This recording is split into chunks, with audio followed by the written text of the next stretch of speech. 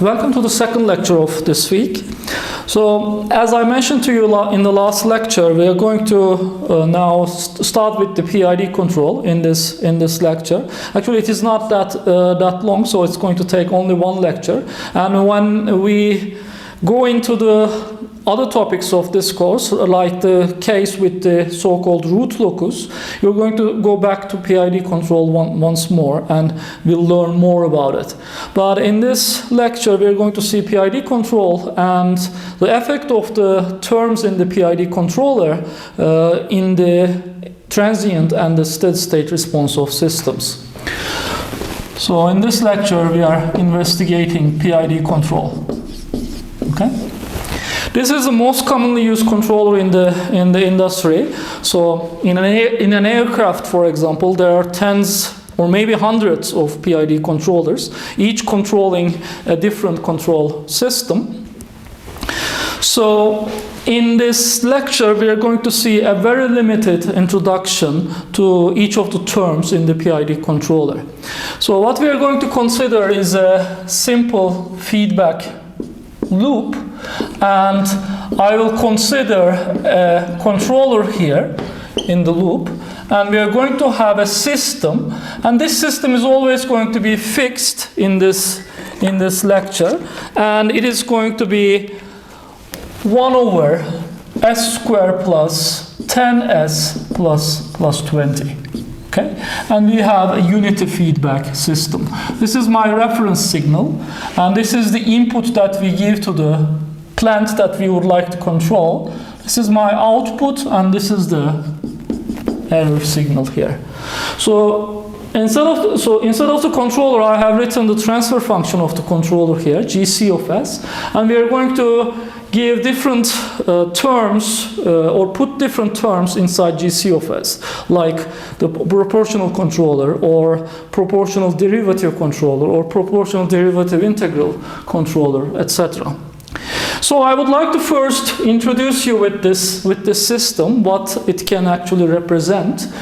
So this is like a mass spring damper system. So if I have a single mass here, under the effect of friction, B, and if I have a spring here, suppose that the output is the displacement of the mass, and suppose that the input F is the force applied onto the mass is the input force F. Okay, so I'm going to represent, I have the spring coefficient K here, and here this F is going to represent the input U of the system, and the output, this is X, and it is going to be the output of the system here. Let us calculate the transfer function of this system, and I will show that it is going to be very similar to this one. If you select some parameters, M, B, and K, it is going to look like this system. All right? So here, if I write the differential equation representing this system, I would have m times x double dot is equal to f minus bx dot minus kx. And if I try to go into Laplace domain, I would have ms squared plus bs plus k times x of s is equal to f of s. And if I calculate the transfer function g of s, which is going to be the output x of s, output Laplace transformation x of s divided by the input Laplace transformation f of s, it's going to be looking like 1 over ms squared plus bs plus k. So you see that this is very similar to the system that we are trying to control, and here this U corresponds to the force we apply onto this mass by the controller here, and the output is the X displacement of the mass here. So here instead of U I can actually write X, and instead of Y, instead of U I can write F, and instead of Y I can write X here. Okay? I would like to control this mass to make the mass spring damper system behave in a way that I would like. And we are going to consider the case of the step input to this system.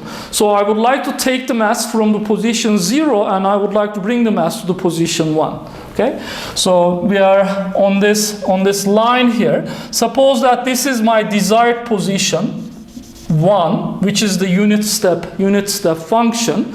The mass is initially at 0 displacement. Suppose that I would like to bring it to this final position 1. That is the aim of the control. If I give the reference signal a unit step signal. Okay, so this feedback system is going to work such that to increase UF in such a way, or decrease UF, change UF in a way that would bring the mass from here to 0 position to the position 1. The first thing that we are going to try for the controller here, I can actually try a multitude of different controllers here. There are infinitely many possibilities here. And the first thing that I'm going to try is the proportional controller.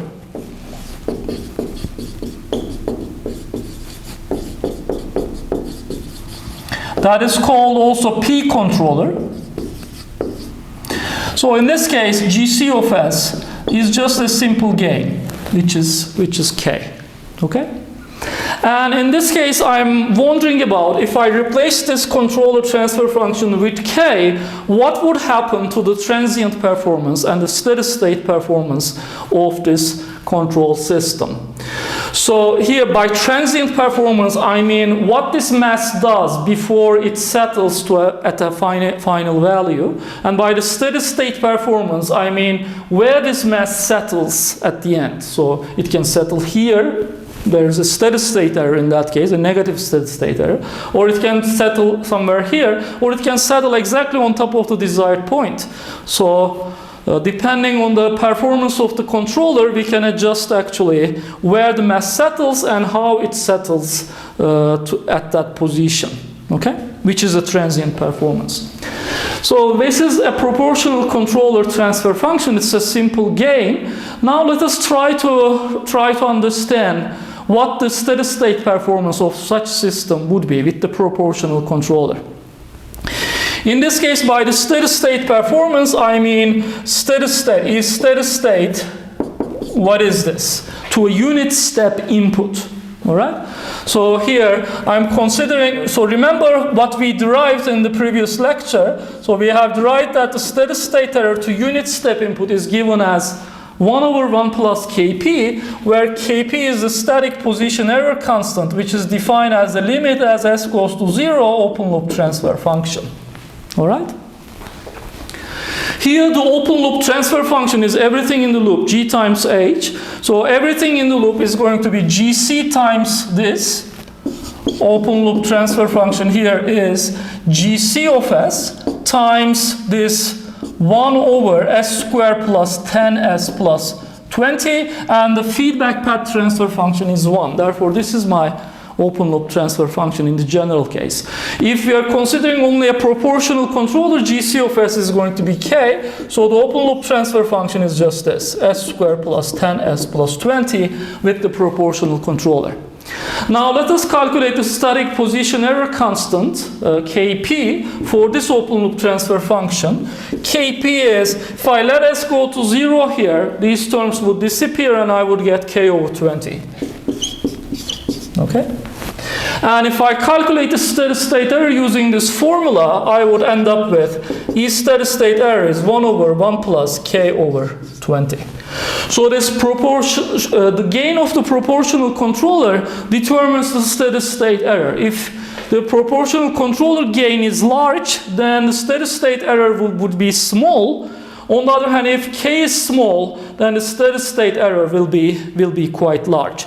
If K is very close to 0, for example, what would happen in that case? If K is very close to 0, this is cancelled, and the steady state error would be 1.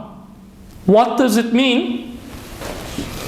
It means that if I give the system step input, if I have steady state error equal to almost 1, the mass is going to converge somewhere here around 0. This distance is approximately 1 here.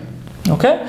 So would we really like such a controller? If K is very small, I want to bring the mass here to the point 1, but the mass just settles somewhere here, which is really not very good for the control system.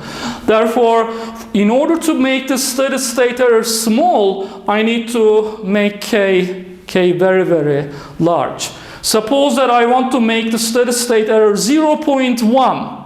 So I want the mass to settle at the point 0.9 here.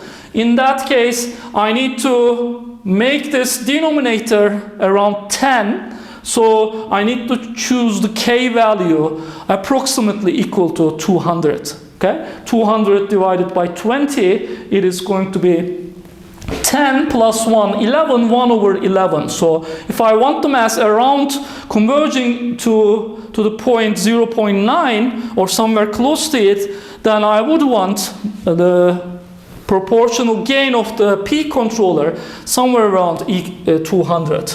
Okay?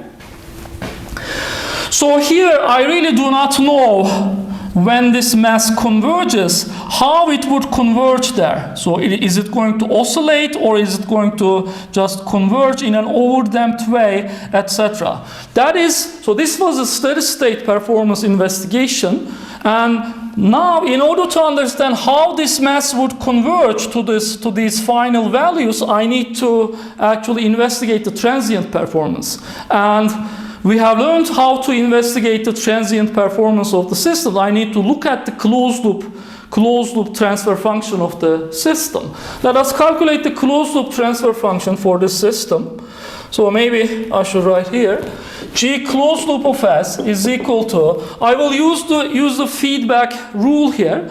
So I want to make something clear here. So when you try to investigate the steady state error, you are using the open loop transfer function. But when you try to investigate the transient characteristics of a system, then you need to always calculate the closed loop transfer function. Okay? So here, the steady state error is a closed loop characteristics of the system. It's the steady state error of that closed loop system. And while calculating the steady state error characteristics, we use open loop transfer function of the system. Okay? On the other hand, when we try to look at the transient characteristic of a system, we need to always calculate the closed loop transfer function. So the open loop transfer function really is useless in that case.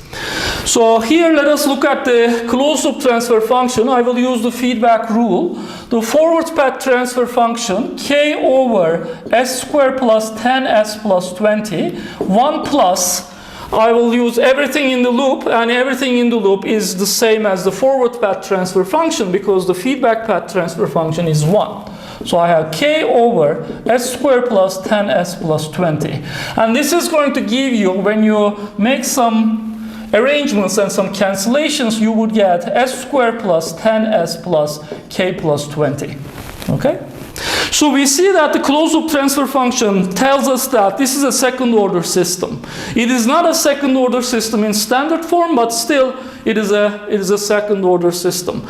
And remember, while making our investigations about the transient characteristics, unless we are asked otherwise, we really think that the system is in standard form and we match the denominators of the systems with the standard form transfer function. So in order to be able to investigate the transient characteristics, I will equate the denominator of this system to standard second order system denominator. Okay? S squared plus 10s plus k plus 20, and that is equal to s squared plus 2 psi omega n s plus I have omega n squared. Now let us find the undamped natural frequency of the system along with the damping ratio. Omega n squared here, if these two are equal, omega n squared is equal to k plus 20, which means that omega n is square root k plus 20. Okay? And I have 2 psi omega n is equal to 10. I would obtain 5 here. So if I extract the damping ratio here, it would give me 5 over k plus 20 because omega n is just equal to this one. So we have obtained the damping ratio, which is very, very important to determine the transient characteristics of the step response of this system. Remember, damping ratio determines if the system is underdamped, overdamped, or critically damped. All right? If the system is underdamped, then the psi is between 0 and 1. If the system is overdamped, then psi is larger than 1. So now let us try to understand what happens for this system. And the damping ratio determines, for example, the maximum overshoot of the system, which determines how much oscillations we would have in the response of the system when we try to converge to the final value here. All right? If k is very small, when k is small, we have determined that the system is going to converge somewhere here, very close to 0. So the mass is going to converge here, almost. So when k is small, we see that this is, when k is around 0, this is square root 20. So this is somewhere around 4.5, and I have 5 over 4.5, which is larger than 1. So we see here that if k is small,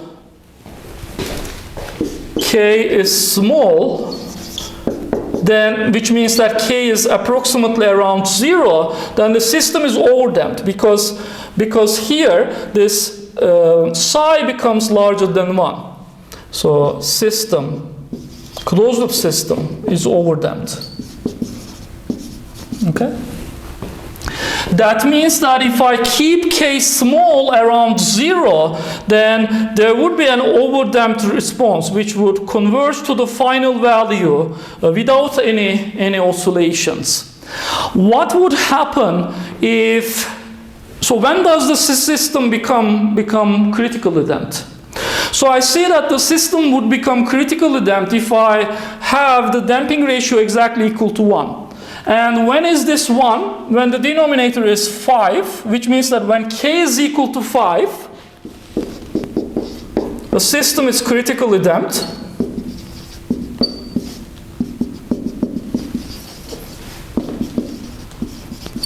And if k is larger than 5, system is underdamped. If k is larger than 5, then the denominator is larger than 5, then we have system is underdamped.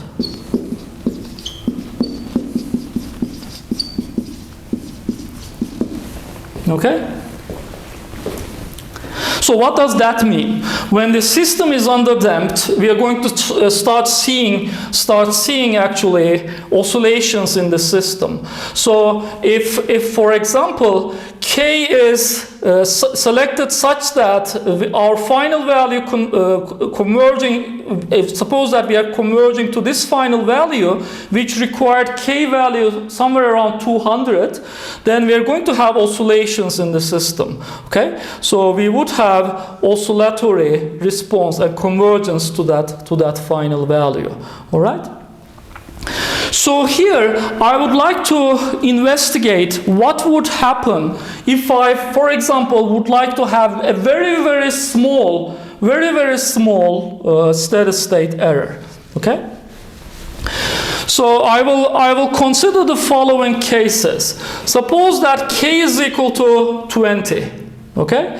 In that case, what is the steady state error? Steady state error is steady state is equal to k is equal to 20, steady state error is equal to 1 over 1 plus 1. Okay? So the steady state error is 1 over 2. In that case, what is the damping ratio? The damping ratio of the system for this k would be 5 over 20 plus 20, and that is going to be 40. So this is approximately equal to 5 over 6. So, which is a very, very nice damping ratio. Usually we would accept the damping ratio 0.6, 0.7 as very nice damping ratios. So when the damping ratio becomes very, very small, the oscillations and the overshoot of the system would increase really a lot. When the damping ratio is large, close to 1, in that case the oscillations would get smaller and smaller and smaller. So, and overshoot would become smaller. So I will here first try to show you what would happen when k is equal to 20.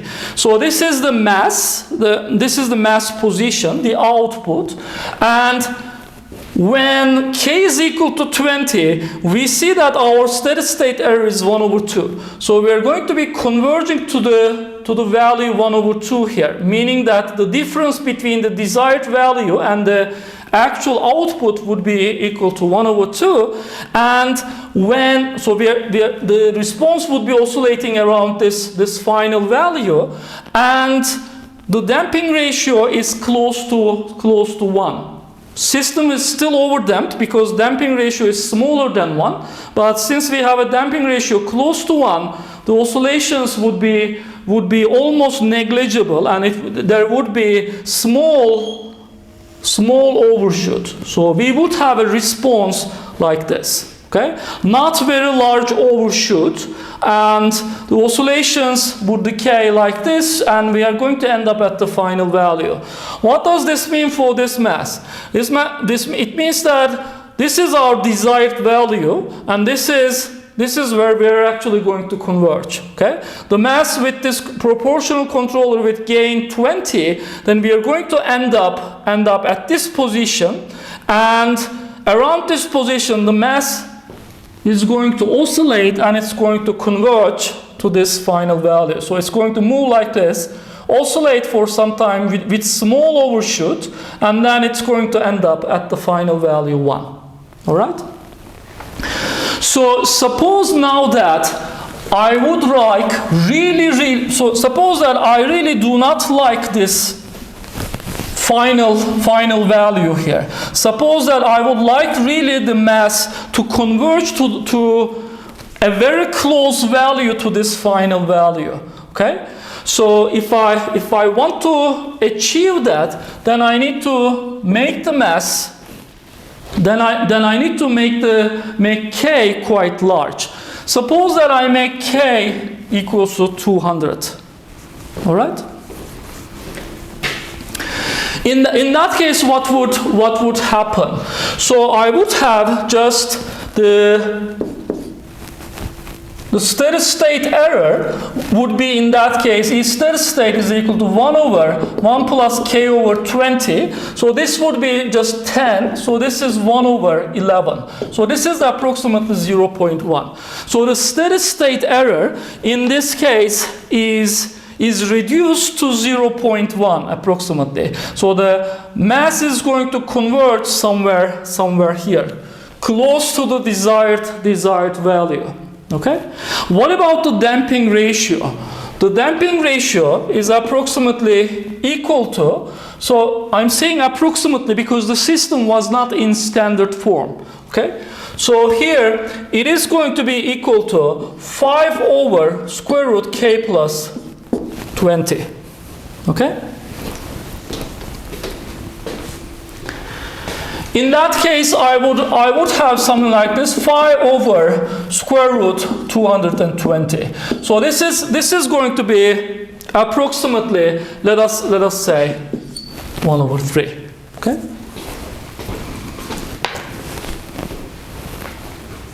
So I'm assuming that this is approximately 15.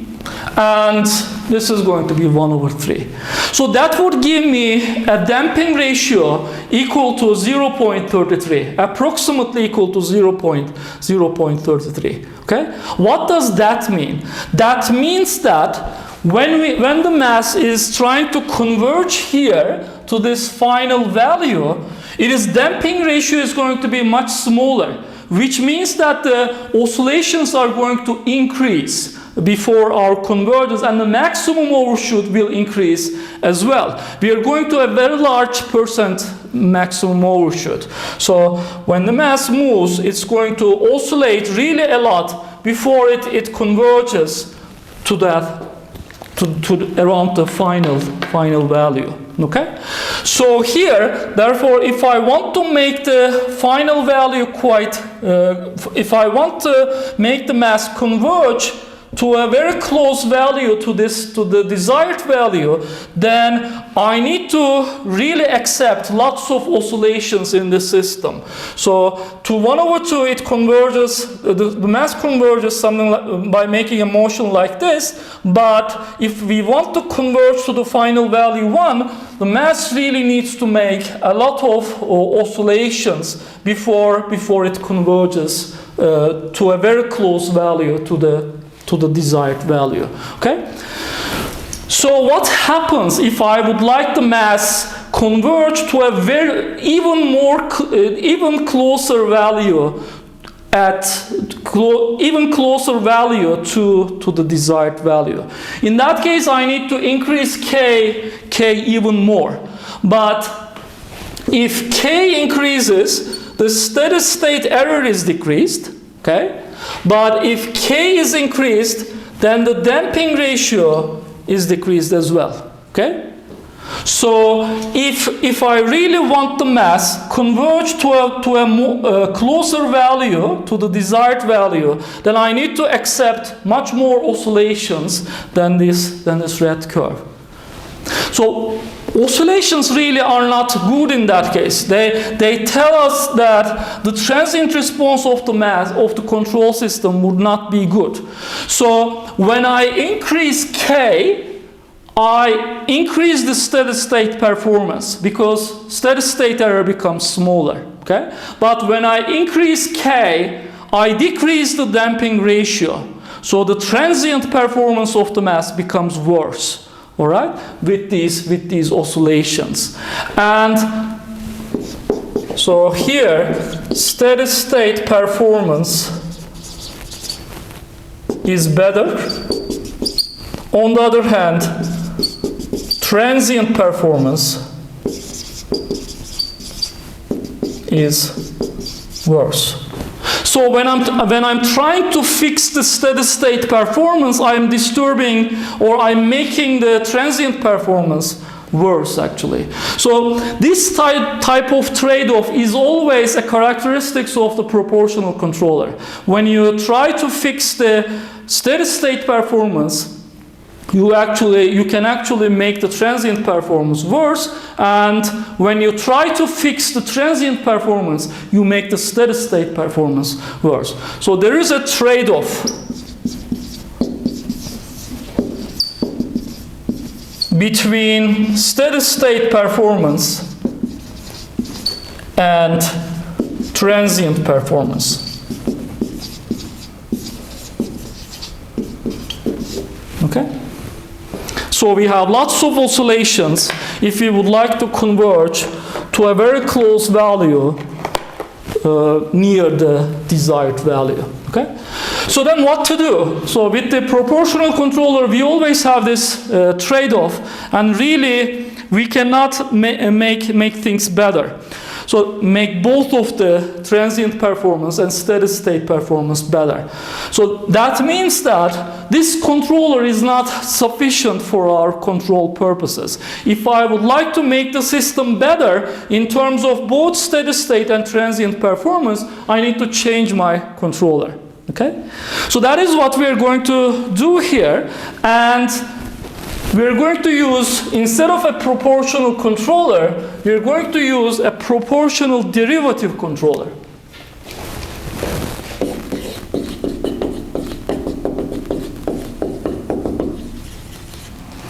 So if this is called PID controller.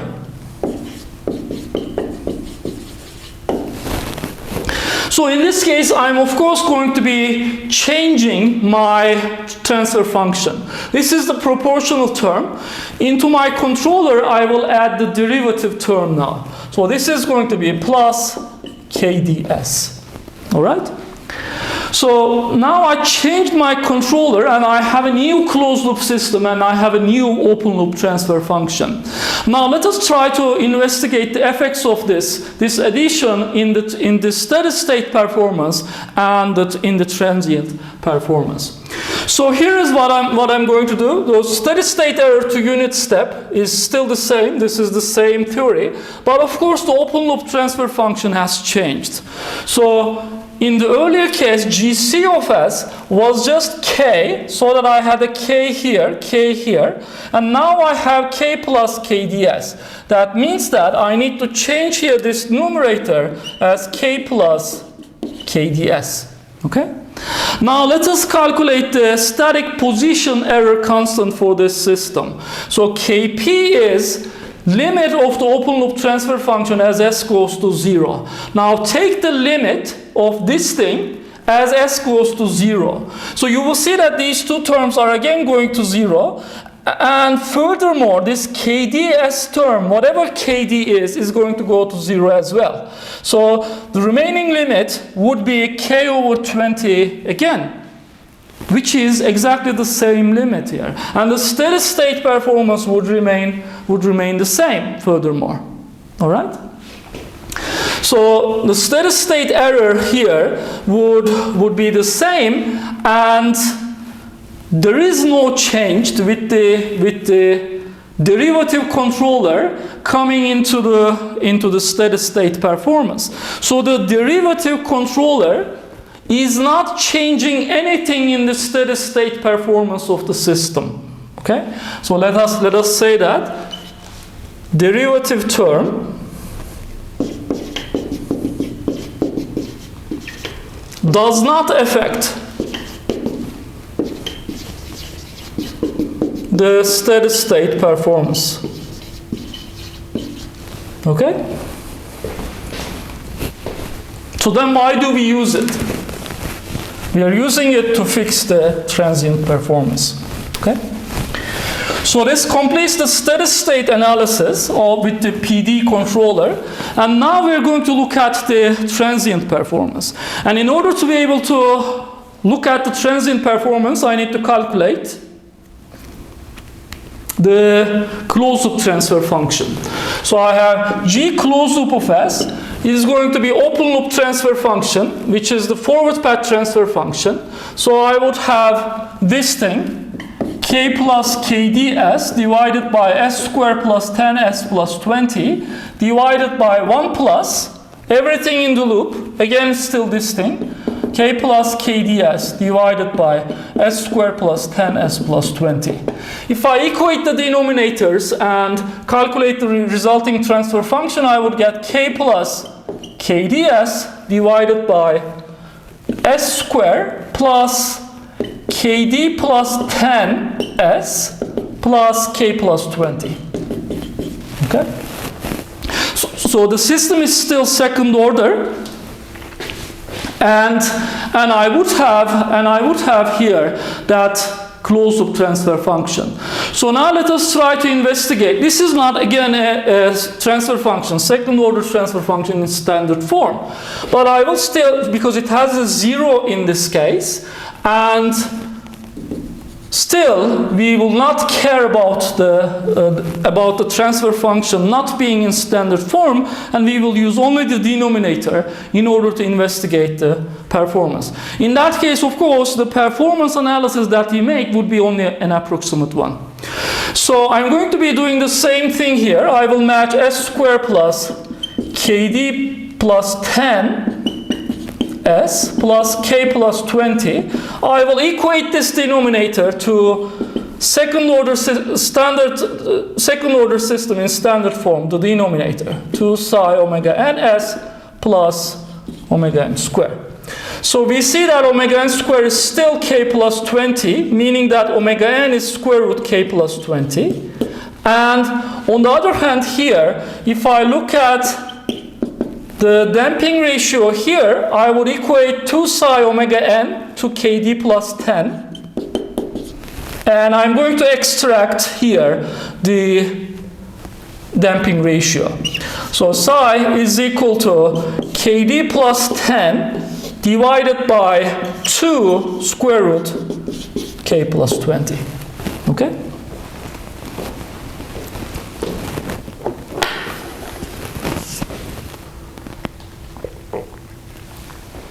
Now, what is different in this damping ratio? We see that the undamped natural frequency is the same as before with the proportional controller. And the damping ratio turned into this formula. If KD is equal to 0, the damping ratio is going to turn into our previous formula that we calculated for the proportional controller. So when KD is equal to 0, we get the proportional controller here. Okay? So now suppose we try to adjust the performance of our control system here. And in this case, I would know that the steady state performance is only dependent on the K term. It really does not depend on KD term. Okay? So in order to be able to adjust the steady state performance, I will use this coefficient K. Okay? If I choose K equals to 20, then the steady state error would be still 1/2. Okay? And but the damping ratio, of course, would depend on this new KD parameter. Okay?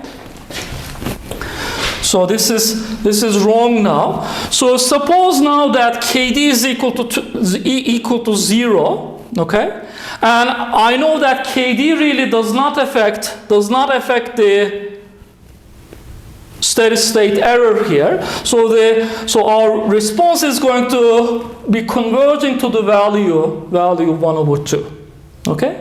But really, when KD is equal to 0, this is just a proportional controller, so we would have an oscillation and we would converge to the value 1/2.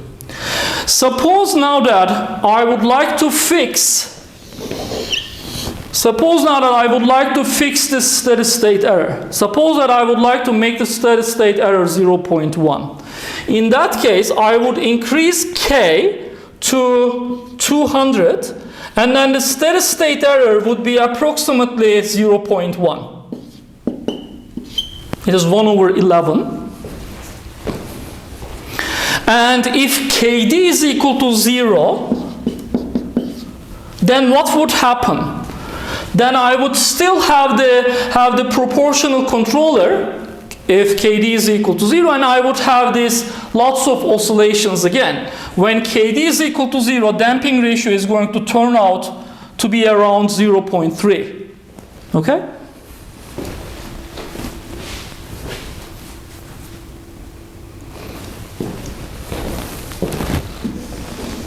So when I did this with the PD controller, I obtained the red curve here. The mass when mass converges to a very close value to the desired value, but it needs to oscillate really a lot. Now you see what I can do. The damping ratio when KD is equal to 0 becomes very, very small when K is around 200. Okay? Now what I can do is that I can actually set K equals to 200, and now I can increase KD. Okay? If I increase KD, what is going to happen to the damping ratio?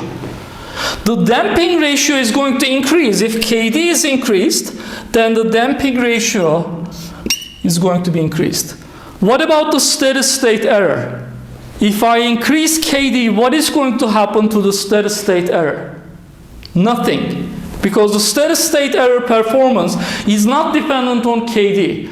So if I start increasing KD, when K is equal to 200, the damping ratio will start to increase. And by increasing KD such that the damping ratio comes to an acceptable value, acceptably large value, in that case, the oscillations would decrease here. So what would happen is that the final value would remain the same, but the oscillations would decrease. Okay? So I would have a much more acceptable transient performance by increasing KD over the value 0. So without the D controller, without the derivative term, mass converges to the value 0.9 with very large oscillations. I'm stopping here. But with the derivative controller, I can reduce the damping ratio and I can reduce the maximum overshoot to have a very good controller which would oscillate which would not oscillate much and would converge to exactly the same value. Okay, that is the effect of the D controller. D controller can be used to decrease the oscillations, and it can be used to decrease the maximum overshoot here. So here, if I try to write the effects here, if K is increased, then the steady state error would be decreased. If K is increased, the damping ratio becomes smaller, which is not good for us. And if we then start to increase the KD, then we could pull back the damping ratio to an acceptable value. Okay? By using both K and KD, we can have good transient and steady state performance without the trade-off that we have encountered with the proportional controller. Okay? So this actually completes the P and PD controller types. So in this case, with the P and the PD controllers, what was the type of this system? Remember, the steady state error of a system would be determined by the type of the system and the static error constants coming from the open loop transfer functions. In this case, in the first two cases, proportional controller and the derivative controller cases, what was the type of the closed loop system? Remember, the type of the closed loop system is determined by the open loop transfer function. You need to count the number of 1/s's, number of integrators in the open loop transfer function. And that number gives you the type of the system. If you look at this open loop transfer function, how many integrators, how many 1/s's do we have in this transfer function? So we see that whatever I choose K and KD, there is no integrator in this open loop transfer function, which means that the type of this system with the proportional controller and proportional derivative controller was 0. Okay? We had a type 0 system. And because we had a type 0 system, the steady state error, we could never make it exactly equal to 0. Okay? The mass always, whatever I choose K and KD, of course, as long as I do not choose them infinite, I cannot choose them infinite in a practical case. As long as I don't choose K infinity, I would always have a non-zero steady state error with the system, a non-zero but finite steady state error, because the system was type 0. All right? So as a result, because the system was type 0, I could never make the steady state error exactly equal to 0. So by adjusting the parameters, I can actually make the mass come very close to the desired value, but I can never make the mass come exactly on top of the desired value. Okay? Because of the type of the system. So what do I need in order to be able to make the steady state error exactly equal to 0? Or I can ask the same question in the following way. What should be the type of the system for the steady state error to be equal to 0? We know that the steady state error analysis tells us that for the steady state error to unit step function to be equal to 0, the loop of the system should contain the Laplace transform of the unit step. Laplace transform of the unit step is 1/s. So in order to be able to make the system have 0 steady state error, the type of the system, the loop should contain 1/s, at least 1/s, and then what should be the type of the system at least, in order to be able to make the steady state error exactly equal to 0? The type should be 1 or more. Okay? And we see that neither proportional controller nor derivative controller can increase the type of the system. But there is actually a type of controller that can increase the type of the system. And that is called the integral controller. Okay? So which is going to be our third controller here?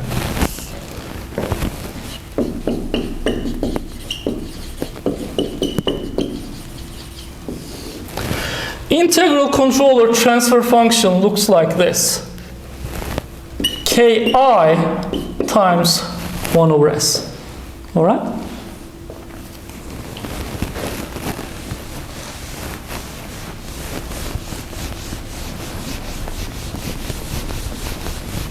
So now let us try to investigate the steady state performance of the system. So I need to write the same things again, 1 over 1 plus Kp, and Kp is limit as s goes to 0 open loop transfer function. And what is the open loop transfer function in this case? It is Gc of s times the system transfer function. And now the controller transfer function is this. Ki over s squared plus 10s plus 20. Now I can ask you the following question. What is the type of the closed loop system based on that open loop transfer function? So we are just going to count the number of 1 over s's in the open loop transfer function, and I see that there is 1 over s here. So the system type is 1. With the PID controller, with the P controller and PID controller, the type of the system was 0. And now, as soon as I put here an integral controller, the type of the system increased by 1. Okay? So, with the integral controller, the type of the system, of the closed loop system, has increased from 0 to 1. So we now have a type 1 system. And I know that a type 1 system gives 0 steady state error to unit step input. Why? Let us calculate Kp. Kp is the limit of this open loop transfer function as s goes to 0. If I let s go to 0, I would have Ki over 20 here, but there is a 1 over s. So this s division, as s goes to 0, will make this Kp infinity, okay, for this system. And if Kp is infinite, then the steady state error is equal to 0 to unit step input, okay? So that means that as soon as I start using an integral controller, by the way, this is called an I controller, okay? As soon as I start using an integral controller, we have perfect steady state error performance, okay? 0 steady state error. Means that whatever this mass is going to do in the transient, it is going to converge exactly at the desired value at the steady state, okay? Whatever it's going to do in the transient, it is going to converge exactly to the desired value here, exactly at 1. So we will be able to make the mass come to the desired value exactly. But then what about the transient? So unfortunately, at this point in the course, we don't have the necessary tools to analyze the transient performance of an integral controller. But I already told you that there is usually a trade-off between the transient performance and the steady state performance. If you try to make transient performance better, or if you try to make the steady state performance better, then usually you would lose from the transient performance. So with the integral controller, I can make the steady state error performance perfect. Steady state error equals to 0. So, but unfortunately, with only the integral controller, the transient performance would be very, very bad. unfortunately. So using only an integral controller would not be good for our purposes. So by using only a single term controller, even if we could make the steady state performance perfect, the transient performance would be really very, very poor. So even though our system, our mass converges exactly to the desired value, we would have a very, very slow performance. So it might take days or hours for the mass to actually converge at this desired value with only the integral controller. So the controller would be very, very slow in that case. The overall control system would be very, very slow. And sometimes there can be even worse things with by using only integral controller. Sometimes this type of controller, using only this type of controller, can make the overall closed loop system unstable. We are going to see what instability means, but in terms of this mass, it means that the mass is never going to converge anywhere, but it's going to diverge away either to the left or to the right. Okay? So it can even make the closed loop system unstable. Therefore, we never use integral controller alone. Okay? We always try to add additional terms to the integral controller so that the transient performance and the stability properties of the system would improve. Okay? So here I'm going to write just the facts about the integral controller. So I controller is used to make steady state error equal to 0. Okay? And we see that the integral controller would increase the order of the system. Okay? With the PID controller, we had a second order system, closed loop system and open loop system. And with the integral controller, due to this S in the denominator, the order of the system and the type of the system would be increased. Type and the order of the system would be increased